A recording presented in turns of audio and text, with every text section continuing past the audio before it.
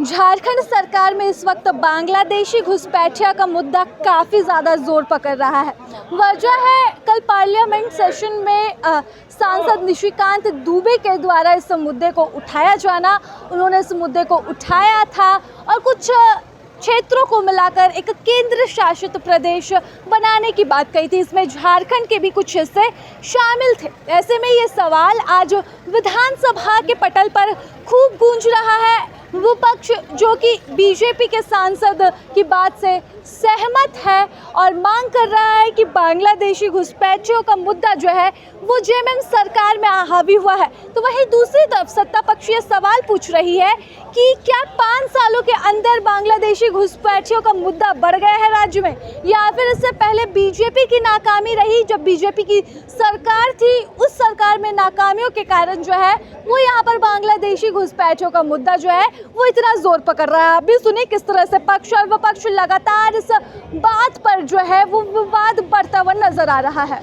जिस विषय को उन्होंने पार्लियामेंट में रखा है श्रीमान निशिकांत दुबे जी ने, मैं समझता हूं कि निश्चित रूप से यह सोचनीय है। जिस तरह से डेमोग्राफी में बदलाव हुआ है, विशेष करके जिन क्षेत्रों का उन्होंने नाम लिया, बंगाल में मालदा और उन क्षेत्रों की चर्चा मैं नहीं करता, लेकिन झारखंड में विशेष करके जो पाकुड़ साहबगंज का इलाका है, जो जामताड़ा का इलाका है, उसमें जिस तरह से जो डेमोग्राफी चेंज हुआ है, जो बांग्लादेशी घुसपैठिए आए हैं और आकर जिस तरह से सरना आदिवासी बहन बेटियों के साथ अन्याय कर रहे हैं, तो ऐसे में उनके साथ ब्याह रचा रहे हैं, उनके ज़मीन को हड़पने का काम कर रहे हैं, उनके नाम पर ज़मीन खरीद रहे हैं, पंचायती राज व्यवस्था में काबिज हो रहे हैं, वो पंचायती राज व्यवस्था में काबिज हो रहे हैं, उनके पत्नियों के नाम पे क्रशर खोल रहे हैं और उसकी अवैध कमाई से अकूत संपत्ति अर्जित कर रहे हैं, हिंदुओं को अल्पसंख्यक बना रहे हैं। ये बड़ा ही चिंतनीय विषय है और दुखद ये है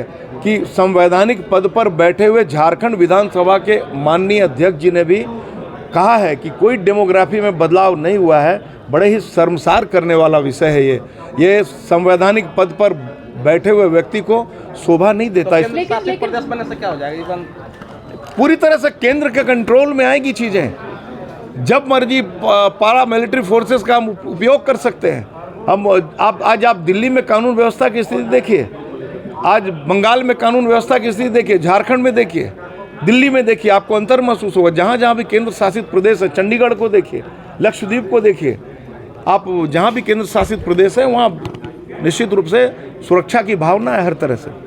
डेमोग्राफी की बात है तो खैर एकदम ये पूरी तरह से एकदम क्लियर है कि जिस प्रकार से हमारे आदिवासी बहन बेटियों के साथ उनको ये करके शादी के नाम पर उनको ढकोसला करके उनको हत्या की जाती है और उनका ज़मीन को अपने कब्जे में लेकर के भेजा जाता है और वहाँ पर जो बांग्लादेशी घुसपैठिए हैं वो ला करके किस प्रकार से यहाँ के लोगों का लूट खसोट कर रहे हैं और यहाँ पर ये भारतीय नागरिकता को हासिल कर रहे हैं और ये जाली काम करके इसके बाद में यहाँ पर पूरी तरह से उस इलाके में कहीं कि मुस्लिम बहुलता है सो हो रहा है और यहाँ पर जितने आदिवासी लोगों की संख्या थी, हमारी संख्या थी, उसका प्रतिशत है सो दिनों दिन घटता जा रहा है। ये तो बदल रहा है। अब इसका यह आने वाले समय में ये सरकार नहीं चेतेगी तो निश्चित रूप से ये जो बांग्लादेश का जो हाल है, बंगाल का हाल है, वही है सो हाल है सो झारखंड का होने जा रहा है। सरकार और विधानसभा अध्यक्ष ने कहा कि राजनीतिक हो रही है, वैसी कोई स्थिति वहाँ पर देखिए परिस्थिति है सो ये आपने इस प्रकार से कायम कर दिया है, इसलिए सो हम तमाम लोगों को मुद्दा मिल गया बोलने के लिए। नहीं तो आप उस प्रकार से जो सरकार है सो अगर स्थिति होती और इसको सरकार उस पर नकेल कसे होती तो सो हम लोग को बोलने का या उस पर राजनीति करने का ऐसा मौका नहीं मिलता है। सरकार ने इस मुद्दा को दिया है।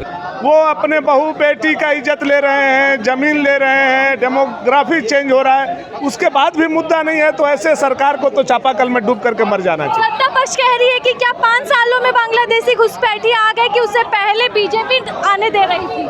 नहीं, देखिए ये 5 साल में ज़्यादा हुआ। आप हाई कोर्ट ने जो टिप्पणी की है आप उसको देखिए, अध्ययन कीजिए, तब सरकार से पूछिए सरकार क्या जवाब देती है। उसको स्थानीय स्तर पर ये संरक्षण देने का काम, उनको संवर्धित करने का काम, यह निश्चित रूप से यह जो छद्म सेकुलरवादी राजनीतिक दल है उनके यहाँ हो रहा है। मैं आपके माध्यम से ऐसे जो विद्वान से पूछना चाहते हैं आज की पहले स्थिति क्यों नहीं आई? पाकुड़ जिले के गोपीनाथपुर में जो सीमा पर बंगाल के लोग आकर के और हमारे यहाँ के लोगों को खुलेआम घर जला देते हैं, गुंडई करके चले जाते हैं, क्यों इस प्रकार की परिस्थिति आ गई?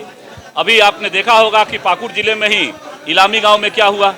तो लगातार घटनाएं घट रही है और इसीलिए इनका मनोबल बढ़ा हुआ है और ये केवल और केवल तुष्टीकरण की राजनीति करने के कारण ऐसा हो पाया। कोई बांग्लादेशी घुसपैठी कोई मुद्दा नहीं है, इन लोग चुनावी स्टे नहीं तो निशिकांत दुबे ने संतुष्टि रहा है क्या? प्रभातखबर.com, विश्वास वही, रफ्तार नहीं।